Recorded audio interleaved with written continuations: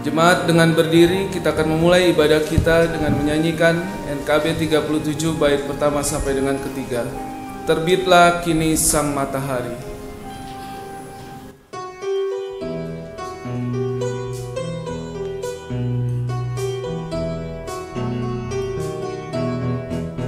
Terbitlah kini sang matahari sebagai tanda hari yang baru. Seluruh alam diterangi dan kegelapan sudah berlalu. Lebih dahulu kita lakukan mengucap syukur kepada Tuhan, karena Dia yang menjadikan malam gelap dan siang terang. Seluruh satwa riang bernyanyi menyambut pagi dengan ceria. Kita pun patut berterima kasih kepada Allah Maha Pencipta. Lebih dahulu kita lakukan mengucap syukur kepada Tuhan, karena Dia yang menjadikan malam gelap dan siang terang.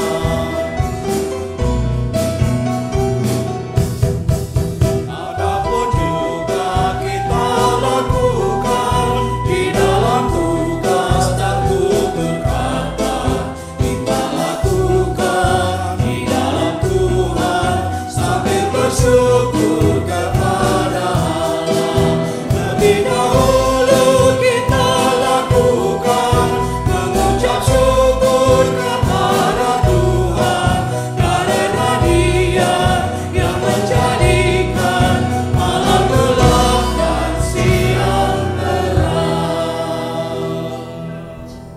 Teruskan ibadah kita pada pagi hari ini berlangsung di dalam nama Bapa, Anak, dan Roh Kudus.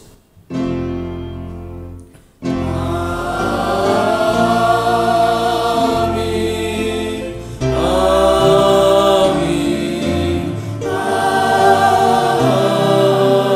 amin. Kasih karunia dan damai sejahtera dari Allah Bapa kita dan dari Tuhan kita Yesus Kristus menyertai saudara sekalian. Silakan. Sering kasih Tuhan Yesus Kristus, saya akan membacakan Mazmur 133 sebagai kata pembuka dalam ibadah kita pagi hari ini. Mazmur 133 ini dapat kita lihat sebagai sebuah gambaran dari indahnya sebuah keluarga yang dewasa dan yang mandiri serta dapat diandalkan. Mazmur 133 berkata demikian bagi kita. Sungguh alangkah baiknya dan indahnya apabila saudara-saudara diam bersama dengan rukun, seperti minyak yang baik di atas kepala meleleh ke janggut, yang meleleh ke janggut Harun dan ke leher jubahnya, seperti embun gunung Hermon yang turun ke atas gunung-gunung Sion, sebab kesanalah Tuhan memerintahkan berkat kehidupan untuk selama-lamanya. Inilah janji Tuhan bagi setiap keluarga yang hidup dalam rukun, saling mengasihi dan saling dapat diandalkan. Kita sebut dengan pujian Bintang Pandanganku. Roh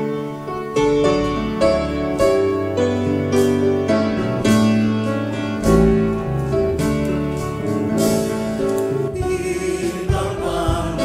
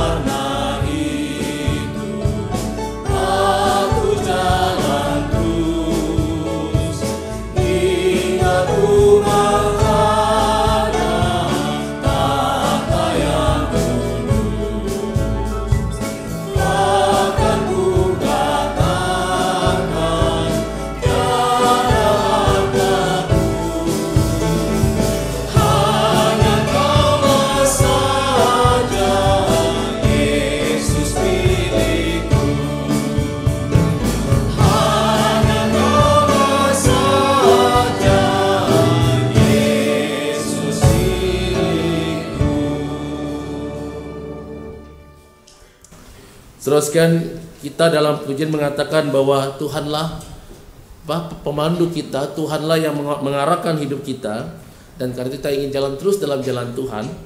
Tetapi mari kita dengan rendah hati mengakui kepada Tuhan dalam doa pengakuan dosa kita bahwa kita tidak selalu dalam jalan itu. Seringkali kita mengingkari jalan itu, tidak setia dalam jalan itu, kita menjadikan Tuhan sebagai pemandu perjalanan hidup kita. Mari kita berdoa, saudara sekalian. Saya berikan waktu para saudara berdoa secara pribadi. Naikkanlah doa pribadi saudara, doa pengakuan dosa pribadi saudara kepada Tuhan. Berbicaralah kepada Tuhan, ungkapkanlah kepada Tuhan apa yang menjadi pergumulan saudara, apa yang menjadi dosa saudara selama ini kepada Tuhan. Kita berdoa.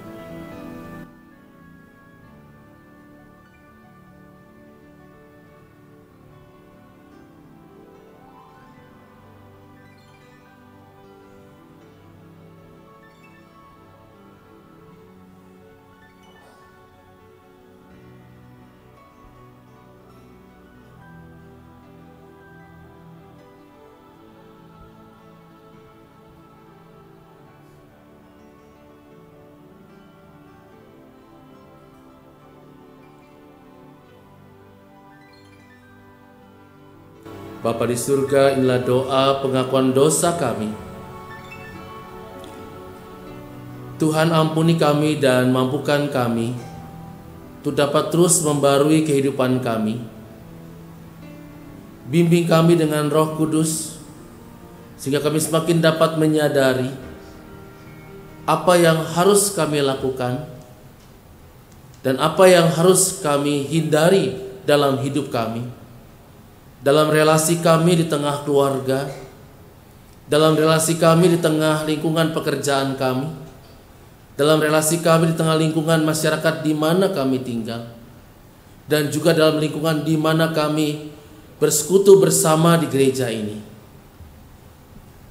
Mampukan kami ya Tuhan untuk semakin dapat menggunakan perkataan kami menjadi perkataan yang memberikan semangat hidup, perkataan yang membangun hidup orang lain.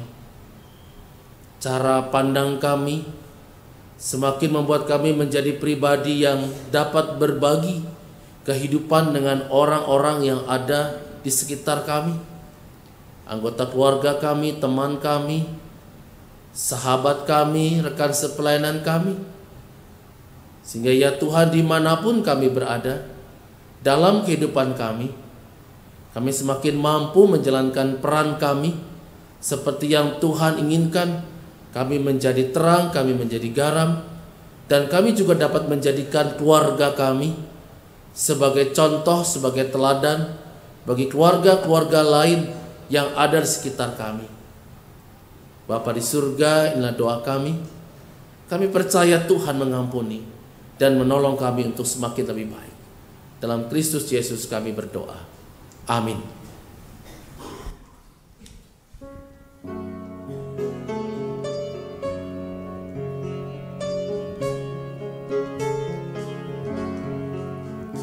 Padamu Tuhanku, ku bawa dosaku, segala salahku, melanggar firman-Mu.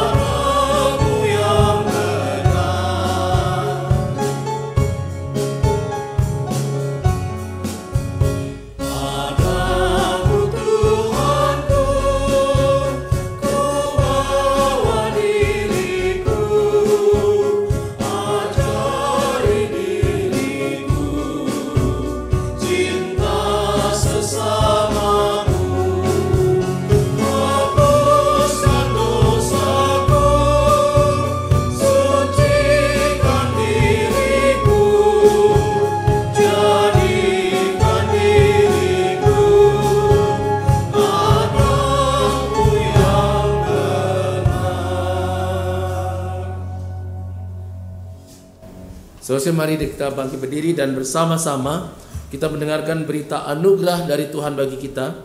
Surat Roma pasal 14. Roma pasal 14 ayat 8 dan ayat 9 demikian.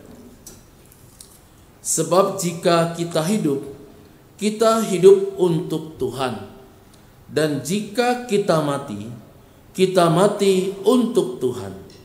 Jadi baik hidup atau mati, kita adalah milik Tuhan. Sebab untuk itulah Kristus telah mati dan hidup kembali, supaya ia menjadi Tuhan, baik atas orang-orang mati maupun atas orang-orang hidup. Demikianlah berita anugerah dari Tuhan bagi kita.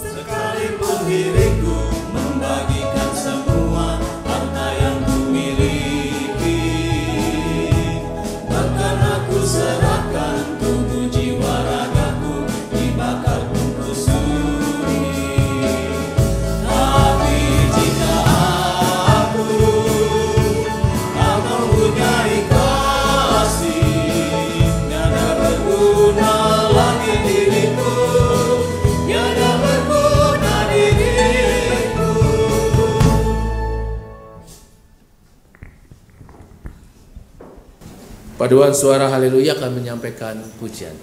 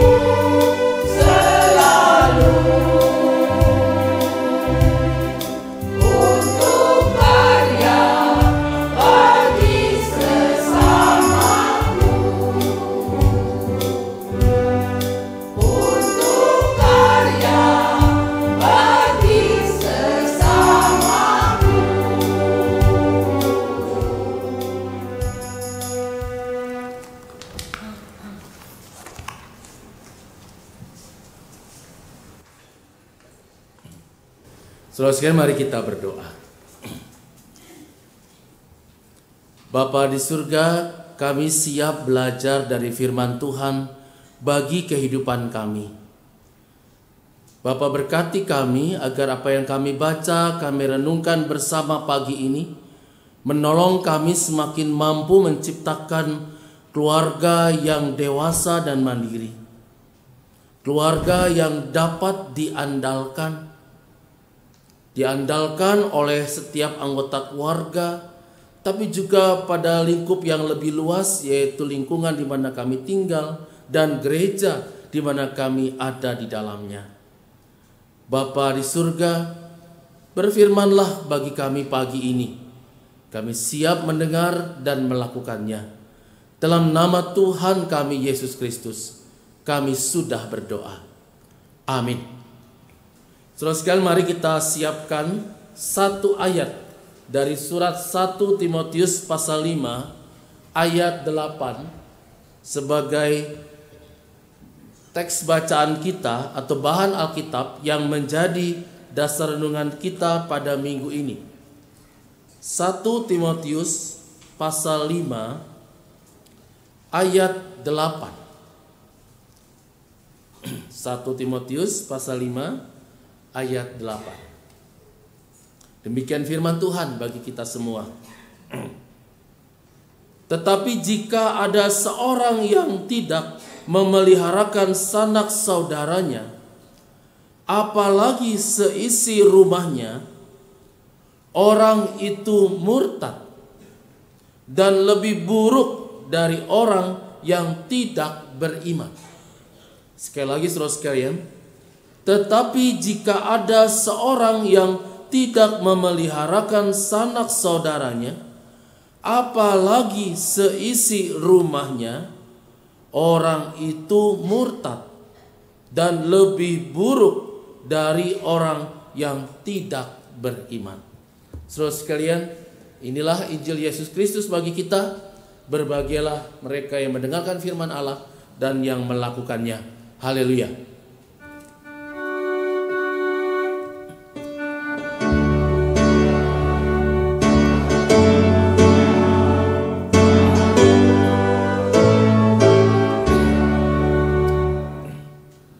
Saudara sekalian, ada sebuah pernyataan yang menurut saya menarik untuk kita perhatikan dalam kaitan kita merayakan bulan keluarga tahun ini.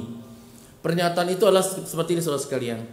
Keluarga itu adalah sebuah persekutuan antar pribadi, bukan sekedar perkumpulan antar pribadi dalam satu rumah.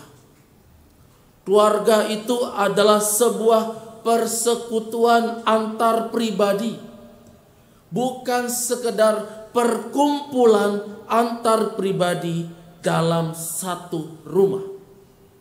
Dan sebenarnya apa yang mau dikatakan dari kalimat ini, bahwa keluarga adalah sebuah persekutuan antar pribadi, bukan sekedar perkumpulan antar pribadi.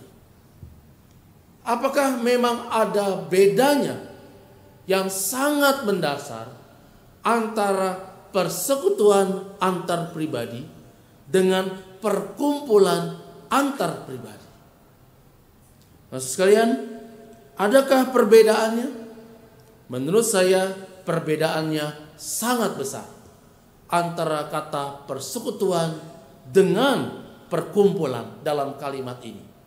Saudara sekalian, orang bisa berkumpul dalam satu rumah, dalam satu keluarga, tetapi mereka belum tentu dalam rumah itu menciptakan sebuah persekutuan satu keluarga. Orang bisa kumpul dalam satu rumah, suami, istri, anak-anak, ada menantu atau ada mertua di situ dalamnya, kumpul dalam satu rumah, tetapi mereka belum tentu menjadi sebuah persekutuan keluarga. Di mana bedanya?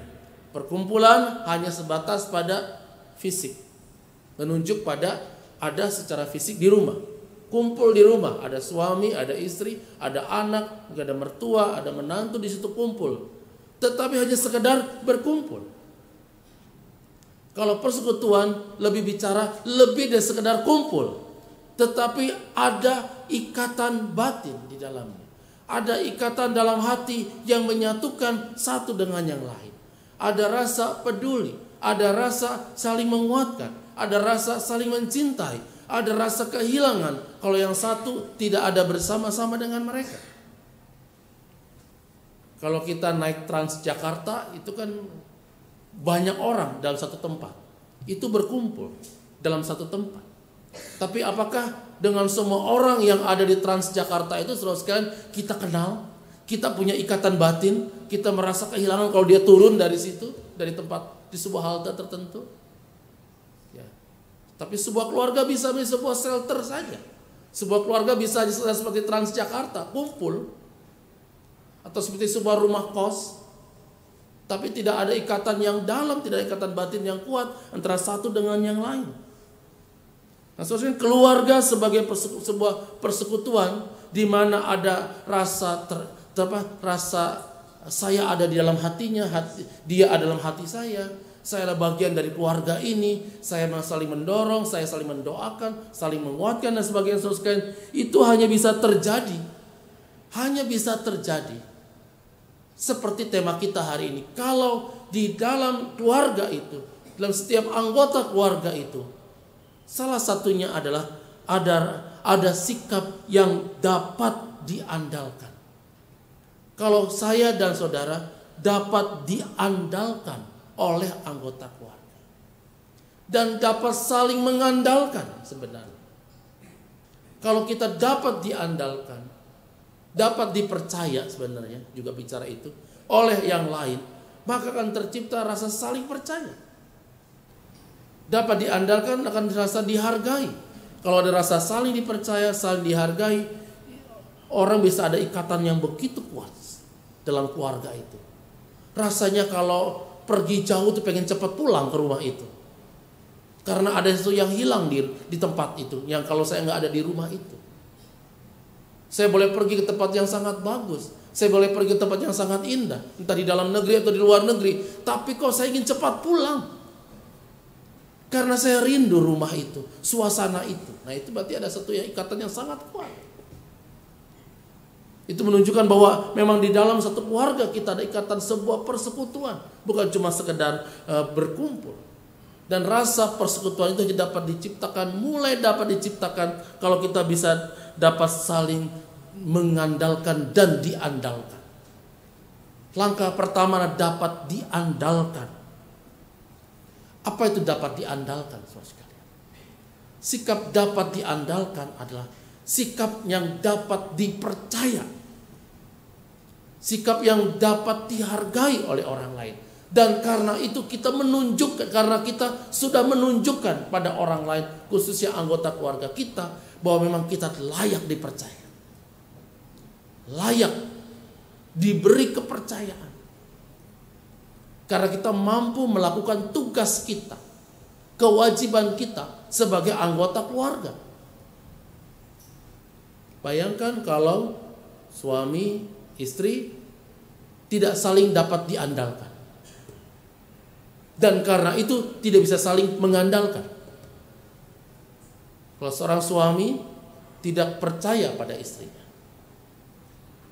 istri tidak percaya pada sang suami. Sikap sang suami tidak menghargai istrinya. Juga sebaliknya, istri tidak menghargai suaminya. Banyak faktor sekarang ini mengapa hubungan suami istri bisa tidak saling percaya. Bisa terjadi. Tapi kalau itu bisa terjadi, bagaimana saya bisa mengandalkan sang suami bisa bekerja dengan baik di rumah, mempercayakan misalnya anak dan sebagainya pada istri. Juga kalau sang suami istri nggak percaya pada sang suami, apakah dia merasa nyaman ketika suaminya pergi keluar kota atau bekerja meninggalkan rumah? Ini bicara soal rasa percaya, rasa dapat dihargai. Ini dalam kaitan dapat diandalkan. Suami dapat diandalkan adalah suami yang dapat bertanggung jawab terhadap keluarga dengan setia pada keluarga walaupun dia tidak ada di rumah, dia di luar rumah. Dia setia pada pasangan hidupnya, dia bertanggung jawab dalam bekerja mencari nafkah untuk keluarganya. Seorang istri dapat diandalkan, kalaupun dia bekerja di luar, dia juga dapat bekerja dengan baik dan tetap dapat berperan sebagai mitra suami istri dalam mengurus keluarga dan mengurus anak-anak. Kalaupun dia nggak bekerja, dia bisa menata keluarga di rumah ketika sang suami nggak ada. Orang tua yang dapat diandalkan, orang tua yang dapat bekerja dengan penuh tanggung jawab, itu dapat mencukupi kebutuhan keluarga, masa depan anak-anak. Anak-anak yang dapat diandalkan sehingga terjadi sebuah persekutuan kalau anak-anak dapat menghargai orang tua yang bekerja dengan sungguh-sungguh untuk masa depan mereka. Ini contoh sederhana dalam kaitan yang sangat sederhana. Apakah kita melakukan kewajiban kita? Dapat diandalkan pertama-tama adalah kita menunjukkan apakah kita melakukan kewajiban kita dalam peran kita sebagai suami, sebagai istri, sebagai orang tua, sebagai anak. Baru kita bicara soal hak kita. Bicara hak terlebih dahulu akan sulit bagi orang yang diandalkan, karena kita akan bicara kamu harus melakukan sesuatu buat saya dulu. Kamu buat saya. Lakukan buat saya, lakukan buat saya, lakukan buat saya. Baru saya akan melakukan. Kalau itu terjadi nggak akan mungkin saling diandalkan. Tapi yang ada adalah saling menuntut. Nah, saudara, apa manfaatnya bila kita dapat menciptakan sebuah keluarga yang di dalamnya ada rasa saling percaya, saling dapat diandalkan, saling dapat dipercaya, membantu, menolong, memperbaiki bersama-sama sebuah suasana keluarga, dapat dipercaya ketika ada di luar rumah, tetap dapat menjaga nama baik keluarga. Apa yang dapat terjadi kalau kita bisa ciptakan seperti itu? Ada banyak hal, saudara sekalian. Yang pertama adalah akan terciptanya kehangatan hubungan dalam keluarga. Suami istri yang betul-betul dapat diandalkan kesetiaannya, yang diandalkan rasa cintanya, yang diandalkan rasa memberi yang terbaiknya untuk pasangannya, akan tercipta hubungan yang sangat baik antara suami dan istri. Hubungan suami istri yang baik akan sangat berpengaruh pada kualitas hubungan dengan anak-anak. Dalam banyak kasus pastoral, saudara sekalian, anak-anak yang meninggalkan rumah, anak-anak yang lebih enjoy tidak ada di rumah, tapi lebih suka di luar rumah, lebih suka menghabiskan waktu ada di klub-klub malam, menggunakan narkoba dan sebagainya. Kalau dilihat dari kasus-kasus pastoral yang ada kecenderungan mereka melakukan semua itu karena mereka melihat hubungan yang tidak harmonis antara kedua orang tua mereka. Ada suasana saling menyakiti, ada suasana saling mencurigai, ada rasa saling kalau berkata-kata itu sangat menyakitkan. Dan mereka merasa tidak merasa nyaman ada dalam keluarga itu, dan lebih memilih berada di luar rumah mereka. Tergantung siapa temannya. Kalau kebetulan baik, dia menjadi baik. Tapi kalau temannya tidak melakukan hal yang baik, dia akan menjadi tidak baik. Di suasana hubungan suami istri, itu juga sangat berpengaruh pada kualitas pertumbuhan, baik secara fisik dan rohani anak-anak. Tapi kalau dapat tercipta sebuah keluarga yang saling dapat diandalkan, saling dapat dipercaya, yang sikap hidupnya betul-betul memberikan rasa aman kepada anggota keluarga, akan tercipta hubungan yang sangat baik, yang membangun dalam keluarga. Lalu yang kedua, saudara sekalian, terciptanya kekompakan dalam keluarga. Suami, istri, anak bersama, atau ada menantu di situ, ada mertua di situ, akan tercipta kekompakan dalam satu keluarga. Ada kesadaran bahwa kita ini tidak sendiri, kita ini hidup bersama, kita dalam satu keluarga saling berbagi. Harus melakukan sesuatu untuk berbagi hidup, berbagi yang terbaik, berbagi perhatian, berbagi cinta kasih, berbagi banyak hal. Satu kekompakan, ya, rasa saling memilikinya sangat besar. Tapi kalau nggak saling dapat diandalkan dan karena itu nggak ada rasa saling percaya, bisa terjadi seperti tadi Transjakarta aja. Kumpul, bisa pergi bareng, tapi tidak ada ikatan yang sangat kuat di dalam hati mereka. Lalu yang ketiga, saudara sekalian, adanya keharmonisan dan kebahagiaan karena tangki cinta kasih itu terpenuhi. Saudara sekalian, setiap orang itu punya yang namanya tangki cinta kasih. Saya punya tangki cinta kasih yang perlu dipenuhi. Kalau tidak terpenuhi, saya bisa sikap saya bisa tidak baik. Saudara juga punya tangki cinta kasih yang harus terpenuhi. Dan siapa yang pertama-tama harus memenuhi tangki cinta kasih itu? Anggota keluarga. Setiap orang punya tangki cinta kasih yang berbeda. Ada orang yang tangki cinta kasihnya perlu diisi dengan perhatian. Ada orang yang tangki cinta kasihnya perlu diisi dengan apa? Dukungan doa. Ada orang yang tangki cinta kasihnya hanya perlu diisi dengan kehadiran sapaan. Setiap orang berbeda isi tangki cinta kasih diperlukannya. Nah, dalam keluarga yang dapat diandalkan, yang saling melihat kebutuhan, dapat saling melihat apa yang cocok untuk keluarga, dia akan memberikan apa yang diperlukan untuk memenuhi tangki cinta kasih itu. Ada banyak problem dalam keluarga, ada banyak problem dalam gereja, ada banyak problem dalam lingkungan masyarakat. Kenapa? Karena tangki cinta kasihnya tidak diisi. Anak yang bermasalah bisa jadi karena tangki cinta kasihnya tidak terpenuhi di rumah. Istri yang kurang baik sikapnya terhadap keluarga, bisa juga mungkin karena tangki cinta kasih tidak terpenuhi oleh suami dan anak-anak. Suami yang juga punya sikap yang berbeda, mungkin juga karena tangki cinta kasih tidak terpenuhi oleh keluarga itu. Maka ada baiknya bisa saling terbuka dan berbicara apa sebenarnya yang dibutuhkan oleh setiap anggota pribadi.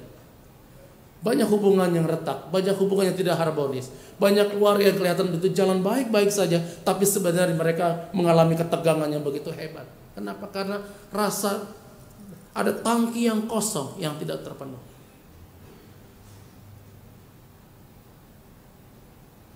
Ketika masih melayani jemaat, saya kadang-kadang terkaget juga kadang-kadang ini sebuah keluarga yang kelihatannya begitu baik, tapi tiba-tiba terjadi pertengkaran yang begitu hebat. Dan ketika ditanya, kami sudah bertahun-tahun tidak harmonis sebenarnya. Kami bisa ke gereja bersama, kami bisa duduk bersama dalam kebaktian, tapi sebenarnya kami tidak baik secara kualitas hubungan suami istri. Kenapa? Kembali persoalan tangki cinta kasihnya tak terpenuhi. Ada yang tidak terpenuhi salah satunya. Dan itu bisa terjadi karena apa? Karena kita tidak bisa melihat kebutuhan anggota keluarga kita. Orang yang dapat diandalkan adalah orang yang dapat membaca kebutuhan anggota keluarga kita. Nah, sebagai dengan saudara dan saya, apakah ketika dalam keluarga kita bisa melihat suami saya butuh dukungan apa? Istri saya butuh support apa? Anak-anak saya butuh hal apa? Orang tua saya butuh apa? Menantu saya butuh sikap seperti apa? Mertua saya butuh sikap seperti apa? Supaya tangki cinta kasihnya terpenuhi. Dan kalau terpenuhi, hubungan keluarga sangat baik. Rasa saling percaya, saling menguatkan, saling mendoakan itu akan tercipta dengan sendirinya. Saudara sekalian. Indahnya sebuah keluarga yang setiap pribadi di dalamnya saling dapat diandalkan, saling menguatkan, saling menopang, saling menyembuhkan. Itu dapat dalam gambaran Mazmur 133. Gambaran tentang embun dan minyak yang kita baca di awal ibadah, saudara sekalian. Itu memperlihatkan sikap saling memulihkan. Minyak itu simbol dari memulihkan satu keadaan yang tidak ideal. Dalam sebuah keluarga yang suami istri saling percaya dan dapat menjaga kepercayaan. Bila terjadi persoalan pergumulan di luar rumah, ada pekerjaan dan sebagainya, rumah itu akan menjadi tempat yang memulihkan. Anak-anak punya problem di sekolah, di kampus, masa pacarannya, mungkin dengan pasangan hidupnya. Ketika dia datang ke rumah, dia bukan sekedar mengadu, tapi kita mensupport, ayo selesaikan masalah dan dipulihkan. Embun dan minyak juga simbol menguatkan. Minyak juga simbol orang dikuatkan kehidupan. Nah, apakah orang yang ada dalam satu rumah dengan kita itu merasa dikuatkan hidupnya ketika mungkin ada rasa mengalami satu sakit penyakit tertentu, pergumulan tertentu, dia datang di rumah, dia ada di rumah bersama kita, dia merasa dikuatkan, atau kita merasa cuek dengan mereka, Kalau kita cuek, bagaimana mungkin mereka bisa berkata, ya saya nyaman di keluarga ini. Saya enjoy di rumah ini. Saya bisa berkata, tolong doakan saya. Kalau kita nggak merasa nyaman dengan anggota keluarga kita, kalau ada orang nggak merasa nyaman dengan diri kita, bagaimana mungkin dia bisa berkata, tolong doakan saya. Suami nggak akan bisa berkata pada istri, tolong doakan saya. Istri pada suami, orang tua pada anak, anak pada orang tua. Kalau tidak ada yang dapat dipercaya, diandalkan itu, yang dia percaya dapat menolong pergumulannya, menolong kehidupan. Embun dan minyak juga simbol menegur dalam kasih. Orang yang dapat diandalkan juga orang yang dapat memberikan nasihat dan teguran yang baik. Kalau berbuat salah nggak dibiarkan. Kalau berbuat yang tidak pantas tidak dibiarkan, tetapi ditegur dan diingatkan. Simbol embun dan minyak, ditegur untuk pemulihan. Embun dan minyak juga memberikan simbol tentang dorongan semangat. Embun itu menyegarkan. Apakah suasana keluarga kita itu membuat kita merasa kuat, segar. Ketika lelah melayani, lelah bekerja, lelah kuliah, lelah sekolah, lelah masak di rumah, ketika kumpul itu suasana membuat kita segar dan dikuatkan. Tetapi saudara, kita harus sadar juga bahwa menciptakan hal seperti itu tidak mudah. Ada tantangannya, ada penghambatnya. Apa saja penghambatnya? Yang pertama adalah sikap keegoisan kita. Bagaimana kita bisa menciptakan keluarga yang saling diandalkan? Kalau saya begitu egois dengan diri saya. Kalau kita begitu egois, yang kita pikir hanya diri kita, kemauan kita, kesenangan kita, dan kurang peduli dengan orang lain. Suami yang egois tentu tidak akan menjadi berkat bagi pasangannya dan bagi keluarga yang besar itu. Istri yang egois juga sama. Orang tua yang egois kepada anak juga akan menimbulkan problem. Anak yang egois pada orang juga sama akan menimbulkan persoalan. Keegoisan kita menciptakan suasana rumah yang tidak nyaman. Karena kita merasa saya paling hak, paling ingin tahu segalanya dan ingin dilayani selamanya. Kalau kita mau jujur, bukankah seringkali kita bertengkar karena kita merasa diri paling benar dan kurang mau mendengar pendapat orang lain? Bukankah seringkali terjadi ketidakharmonisan dalam hubungan orang tua dengan anak karena kita terlalu memaksakan kemauan kita? Juga sama orang anak kepada orang tua. Atau kurang mau mengerti persoalan bersama yang sedang kita hadapi bersama. Itu juga karena keegoisan kita yang merasa saya paling tahu, kita paling tahu apa yang orang lain butuhkan. Padahal kita nggak mau bertanya dan kita nggak mau tahu sebenarnya apa yang dia butuhkan. Yang kedua, ketidakpedulian sebenarnya. Sekian lawan kata kasih bukan tidak mengasihi, tapi tidak peduli. Dan ini faktor kedua yang membuat mengapa sebuah keluarga bisa dalam keretakan. Hubungan suami istri perkawinan bisa retak. Hubungan orang tua dengan anak bisa retak. Kenapa? Karena tidak peduli. Rasa tidak peduli. Kamu kerjakan sendiri urusanmu, saya kerjakan sendiri urusan saya. Silakan kesibukanmu, ini kesibukan saya. Silakan berjalan bersama, silakan jalan sendiri, saya juga jalan dengan urusan saya sendiri. Ketidakpedulian. Ketidakpedulian adalah bentuk tidak kasih. Lawan kata kasih bukan tidak mengasihi, tapi tidak peduli. Seperti lagu kita tadi kan, kalau saya bisa begini, saya bisa begini, tapi kalau tanpa kasih, saya gak ada gunanya. Yang ketiga, karena merasa sibuk, tidak ada waktu. Merasa sibuk dengan pekerjaan, sibuk dengan karir, sibuk dengan segala macam tugas sekolah dan kuliah, sehingga merasa gak ada waktu untuk merhatiin yang lain. Padahal semua orang punya waktu yang sama 24 jam. Tergantung kita bagaimana mengatur waktu hidup kita. Bagaimana saya dapat diandalkan oleh orang tua saya kalau saya gak memberikan waktu untuk orang tua saya? Bagaimana saya dapat diandalkan dalam masa-masa tertentu untuk anak-anak saya. Kalau saya merasa saya sibuk dengan pekerjaan sendiri, itu bukan urusan saya kalau anak-anak saya mengalami kesulitan.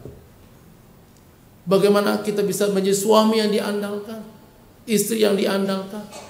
Kalau pasangan kita punya persoalan, punya pergumulan, punya kelelahannya sendiri, mengatakan itu urusanmu. Saya sudah capek dengan pekerjaan saya. Merasa sibuk, tidak ada waktu. Jika ini yang terjadi, saudara sekalian, firman Tuhan katakan dalam bacaan kita, jika ada seorang yang tidak memelihara sanak saudaranya, apalagi seisi rumahnya, orang itu murtad dan lebih buruk dari orang yang tidak beriman. Jadi kalau ada keluarga Kristen yang tidak menciptakan sebuah persekutuan dalam keluarga,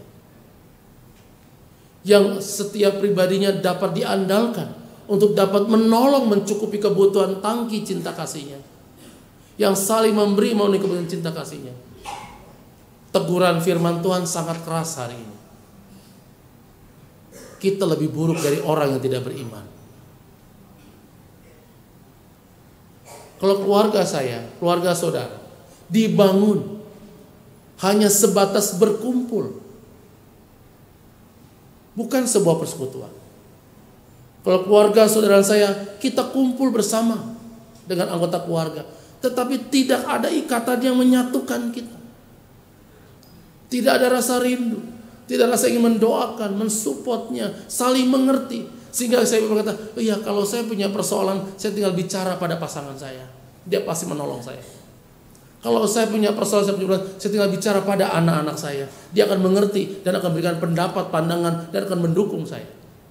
Kalau saya punya pergumulan di kampus, di sekolah, saya akan bicara pada orang tua saya akan menolong, mensupport saya. Kalau itu nggak terjadi, sangat keras teguran firman Tuhan buat saya dan saudara hari ini. Kita lebih buruk dari orang yang tidak beriman. Kenapa? Karena sebuah keluarga Kristen punya panggilan menjadi contoh, jadi teladan bagi keluarga yang lain. Nah, bagaimana menjadi contoh dan teladan bagi keluarga lain kalau keluarga kita dibina seperti itu? Orang merasa tidak nyaman di dalamnya. Orang merasa tidak percaya kepada yang lain. Orang merasa tidak dihargai dan dicintai dengan baik. Tangki cinta kasih nggak terpenuhi. Bagaimana bisa dicontoh buat yang lain, saudara sekalian? Nah, kalau gitu apa yang harus kita lakukan agar dapat menciptakan sebuah keluarga yang mandiri dan dewasa, sehingga saya dan saudara dapat diandalkan oleh anggota keluarga lain, dan karena itu tercipta sebuah keluarga persekutuan yang dapat saling mengandalkan satu pada yang lain. Yang pertama, saudara sekalian, adanya kesadaran bahwa dalam diri kita bahwa kasih kepada Tuhan itu pertama-tama harus diwujudkan dalam kasih kepada anggota keluarga kita. Kasih kepada anggota keluarga kita adalah ujian pertama dari kualitas iman kita kepada Tuhan. Kalau kita bicara saya mengasihi Tuhan, saya dekat dengan Tuhan, saya mau melayani Tuhan, maka ujian pertama adalah bagaimana relasi kita dengan anggota keluarga kita. Kalau kita bilang saya mengasihimu Tuhan, ujian pertama adalah apakah anggota keluarga kita merasa nyaman ketika berada bersama dengan kita. Kalau kita mengatakan Tuhan saya mengasihimu, maka ujian pertama adalah apakah anggota keluarga kita merasa diberkati dengan kehadiran kita. Sekali lagi ayat bicara, kalau di dalam rumahmu, seisi rumahmu tidak merasakan kasihmu, kamu lebih buruk dari orang yang tidak beriman. Yang kedua, dari 1 Yohanes pasal 4 ayat 20, saudara sekalian. Ini bicara yang sama. Tidak mungkin seorang berkata mengasihi Allah yang tidak dilihatnya, kalau saudaranya sendiri yang dia lihat tidak dia kasihi. Ini bicara yang sama. 1 Timotius pasal 5 ayat 8 dengan 1 Yohanes pasal 4 ayat 20, bicara yang sama. Kesadaran dalam diri kita bahwa kasih kepada Tuhan pertama-tama itu harus diwujudkan kepada keluarga. Anggota keluarga kita harus menjadi orang pertama, pihak pertama yang merasakan relasi kita dengan Tuhan. Sekali lagi, kalau kita berkata, saya mengasihimu Tuhan, saya mencintaimu Tuhan, saya ingin melayanimu Tuhan, hidupku untukmu Tuhan, tes pertama adalah apakah anggota keluarga kita merasa diberkati dengan kehadiran kita? Anggota keluarga kita merasa nyaman dengan diri kita. Anggota keluarga kita merasa bahwa kita di pribadi yang dapat mereka percaya dalam hidup mereka, dapat mereka andalkan dalam hidup mereka, dalam kehidupan mereka sehari-hari. Yang kedua, ingat prinsip satu tubuh banyak anggota. Roma 12. Saudara sekalian, prinsip satu tubuh banyak anggota ini akan menolong kita bahwa kita tidak bisa sendiri. Kita butuh kehadiran orang lain dalam hidup kita. Sebagai suami, saya nggak bisa sendiri. Saya butuh kehadiran istri dan anak-anak. Istri saya juga begitu. Dia membutuhkan figur kehadiran suami dan juga anak-anak. Anak-anak juga butuh kehadiran figur orang tua. Nggak bisa sendiri. Dan seorang pribadi bisa tumbuh dengan baik dan sehat, baik secara fisik dan emosi, kalau dalam satu keluarga itu ada kesadaran kita satu.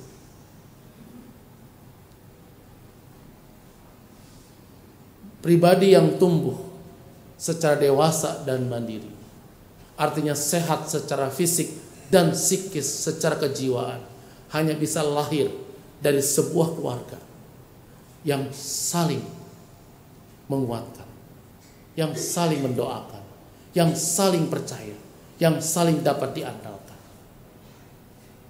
Di tema kita tahun ini sangat baik, di keluarga yang mandiri, bicara soal bagaimana kita dapat diandalkan. Dengan prinsip satu tubuh, saudara sekalian, setiap anggota akan merasa, ya saya bagian keluarga ini, saya akan melakukan yang terbaik buat keluarga saya akan melakukan yang terbaik. Dengan demikian orang akan dapat percaya pada saya. Dan karena mereka percaya pada saya, mereka menjadi pribadi yang dapat mengandalkan saya. Dan saya dapat pribadi yang diandalkan. Saudara sekalian, Tuhan ingin keluarga kita masing-masing menjadi keluarga yang di dalamnya ada rasa saling mengasihi. Dan kasih itu terlihat dalam sikap kita yang dapat diandalkan oleh orang lain dalam keluarga kita. Dapat dipercaya, dapat merasa diberkati, dapat merasa, ya saya kalau dekat dengan ayah saya, dekat dengan ibu saya, dekat pasangan saya, dekat anak saya, kok ada sesuatu yang luar biasa kalau berkumpul. Merasa kok dikuatkan, disehatkan, dipulihkan, dikuatkan, dan tangki cinta kasih saya itu terpenuhi. Sehingga saya menjadi pribadi yang terus maju berkarya, terus maju bekerja, terus maju berkarir, terus maju melayani. Saya bisa mengalahkan persoalan-persoalan hidup yang saya alami. Kenapa? Karena keluarga saya itu dapat diandalkan. Cinta kasih saya, tangki cinta kasih terpenuhi kalau saya ada di rumah itu. Dan saudara sekalian, sekali lagi itu hanya bisa terjadi kalau dalam diri kita, kalau kasih kepada Tuhan itu pertama-tama batu ujinya adalah keluarga kita. Dan mari kita lihat keluarga kita sekarang, keluarga saya, keluarga saudara. Apakah mereka merasa diberkati dengan kehadiran kita? Apakah mereka merasa nyaman dengan kehadiran kita? Apakah mereka percaya pada kita? Artinya kalau mereka punya sesuatu yang ingin dibicarakan, kita mampu ini orang yang mendengar dan memahami persoalan mereka. Sebuah keluarga yang dewasa dan mandiri hanya bisa terjadi kalau kita menjadi pribadi-pribadi yang seperti ini, yang bersama-sama menciptakan sebuah persekutuan, bukan cuma sekedar berkumpul dalam satu keluarga, satu rumah. Amin. Mari kita berdoa, saudara sekalian. Bapa Surgawi, terima kasih untuk firman-Mu pagi ini yang mengingatkan kami bahwa sebagai keluarga kami adalah sebuah persekutuan, bukan cuma sekedar perkumpulan antar pribadi. Dan karena itu ya Tuhan, mampukan kami untuk menjadi pribadi yang dapat dipercaya, memberikan kesejukan, yang memberikan rasa damai, merasa menjadi saluran berkat Tuhan bagi anggota keluarga kami, sehingga setiap orang yang ada dalam keluarga kami sungguh-sungguh merasa dapat berkat dan menjadi pribadi yang dicintai dan dikasihi, sehingga kami semua di pribadi-pribadi yang dapat diandalkan, karena kami dapat menjadi pribadi yang memenuhi tangki cinta kasih yang diperlukan anggota keluarga kami. Bapa di surga, biarlah kami dapat menciptakan keluarga kami, keluarga yang dewasa dan mandiri. Dan karena itu kami dapat menjadi pribadi yang dapat diandalkan oleh anggota keluarga kami. Dalam nama Tuhan kami Yesus Kristus kami berdoa. Amin.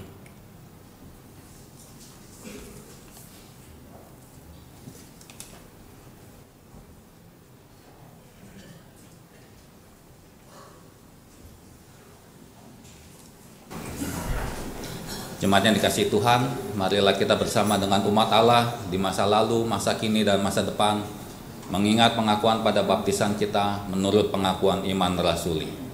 Aku percaya kepada Allah, Bapa yang Maha Kuasa, Khalik langit dan bumi, dan kepada Yesus Kristus, Anaknya yang tunggal Tuhan kita, yang dikandung daripada Roh Kudus, lahir dari anak darah Maria, yang menderita sengsara di bawah pemerintahan Pontius Pilatus, disalibkan, mati, dan dikuburkan, turun ke dalam kerajaan maut. Pada hari yang ketiga, bangkit pula dari antara orang mati, naik ke surga, duduk sebelah kanan Allah, Bapa yang Maha Kuasa. Dan dari sana Ia akan datang untuk menghakimi orang yang hidup dan yang mati. Aku percaya kepada Roh Kudus, Gereja yang kudus dan am, persekutuan orang kudus, pengampunan dosa, kebangkitan orang mati, dan hidup yang kekal.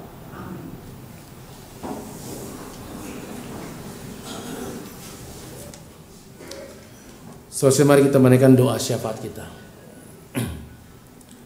Bapa Surgawi, dalam doa syafaat kami ingin mendoakan bangsa dan negara kami yang esok akan mempunyai pemimpin yang baru, presiden dan wakil presiden yang baru yang akan dilantik pada tanggal 20 Oktober yang akan esok hari ya Tuhan.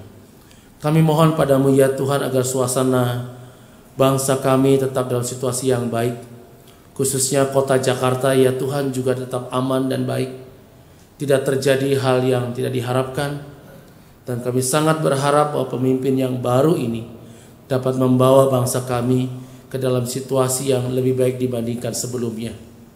Kami mohon Tuhan mampukan para pemimpin bangsa kami yang ada di DPR, MPR, dan juga di dalam lembaga kepresidenan dan para menterinya dapat bekerja sama, dapat melupakan perbedaan dan pertikaian yang terjadi dalam masa kampanye yang lalu.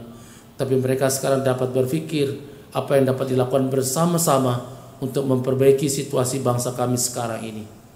Kami mohon padamu ya Tuhan, bangsa dan negara ini Tuhan sedang berkati sehingga kami bisa menjadi bangsa yang lebih maju, lebih sejahtera di masa yang akan datang ya Tuhan. Kami juga berdoa untuk proses pemilihan penatua di tempat ini. Tuhan berkati ya Tuhan panitia yang menjalankan panggilan pelayanan mereka dapat memproses calon-calon penatua, dan pada akhir nanti akan ada penatua baru yang akan diteguhkan di jemaat ini yang dapat menjadi pemimpin yang melayani untuk memajukan kualitas persekutuan jemaat di tempat ini. Kami percaya Tuhan akan menjaga dan memelihara kehidupan jemaat Tuhan di tempat ini. Kami juga mendoakan anggota keluarga kami, sahabat kami, teman kami ya Tuhan yang dalam keadaan sakit. Tuhan mau sembuhkan mereka, Tuhan memberkati proses pemulihan kesehatan mereka. Dan kami percaya Tuhan ada dalam pergumulan mereka masing-masing. Kami juga mendoakan keluarga-keluarga yang kami tahu sedang ada dalam masalah hubungan yang kurang harmonis antara suami istri, orang tua dengan anak, menantu dan mertua. Biarlah ya Tuhan mereka dapat dipulihkan kualitas hubungan mereka. Mereka dapat kembali di sebuah persekutuan keluarga yang saling mendoakan, saling menguatkan, saling memulihkan, saling menyegarkan, sehingga mereka menjadi pribadi-pribadi yang dapat diandalkan satu oleh yang lain, sehingga keluarga mereka semakin kuat, semakin kokoh, dan semakin menjadi keluarga yang Tuhan inginkan. Bapa Surgawi, Tuhan akan menolong kami juga dalam pergumulan pribadi kami masing-masing. dalam pekerjaan kami, keluarga kami, dan banyak hal yang menjadi pergumulan kami. Kami tidak berjalan sendiri karena Tuhan bersama kami dalam pergumulan ini, dan Tuhan akan menolong kami mengatasinya. Dalam nama Tuhan kami Yesus Kristus, kami berdoa dan menyerahkan semuanya. Amin.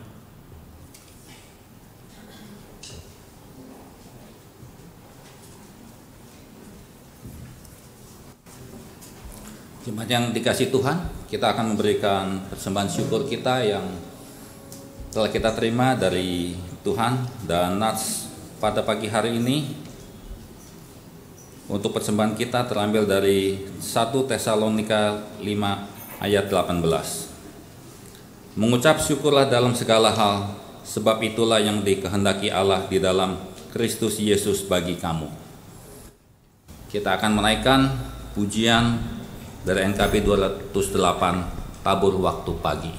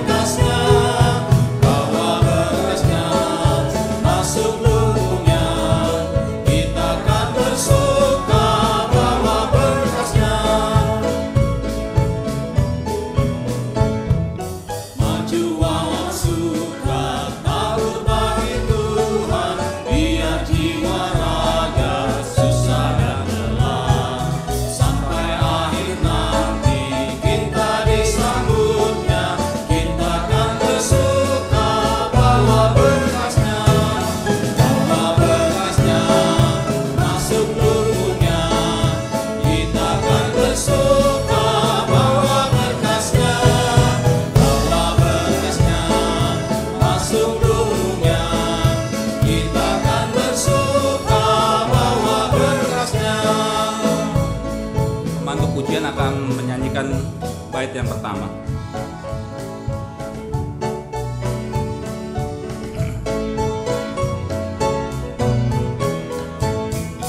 Tabur waktu pagi, tabur beri kasih, tabur waktu siang, terus sampai senja. Nantikan tuaian pada musim panen, kita kan bersuka. Sama-sama kita nyanyikan refrain. Bawa berkasnya masuk lumbungnya, kita kan bersuka. Bawa berkasnya masuk lumbungnya, kita kan bersuka. Bawa berkasnya. Jemaat diundang berdiri.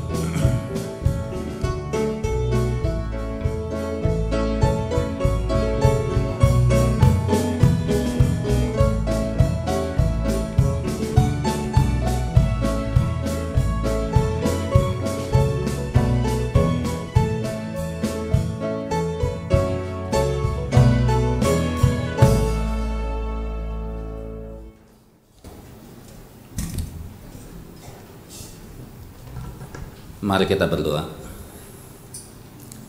Tuhan Yesus, dengan segala kerendahan hati dan juga dengan hati yang penuh dengan rasa syukur, kami datang menghadap-Mu dan juga membawa persembahan syukur kami yang asalnya dari-Mu juga ya Bapa.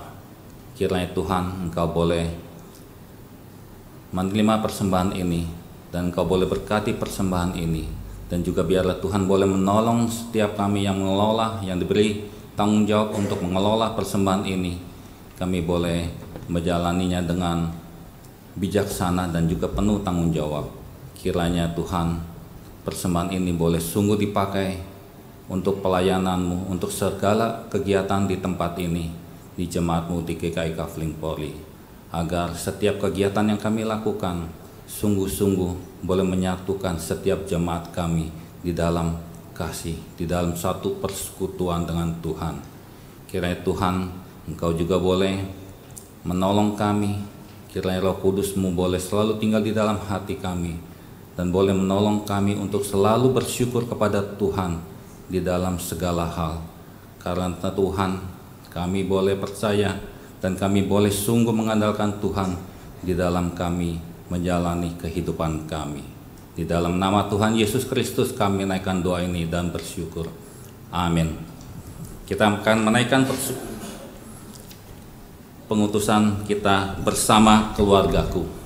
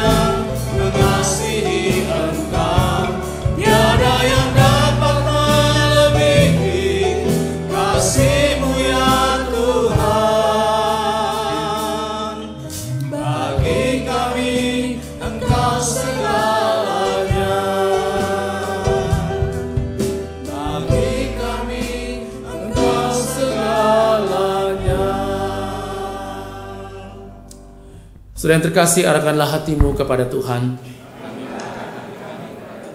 Jadilah saksi Kristus. Terpujilah Tuhan. Terimalah berkat Tuhan. Kasih karunia dari Allah Bapa, Putra, dan Roh Kudus akan memampukan saudara untuk menciptakan sebuah keluarga yang di dalamnya ada persekutuan, yang saling memulihkan, saling menyembuhkan, saling menguatkan, saling menopang, saling mendoakan satu dengan yang lain, sehingga saudara dapat menjadi pribadi yang dipercaya dan diandalkan oleh anggota keluarga. Kehadiran saudara akan menjadi berkat bagi banyak orang. Tuhan akan hadir dalam keluarga saudara dan mencukupi apa yang kebutuhan keluarga saudara dari sekarang ini sampai selama-lamanya. Amin.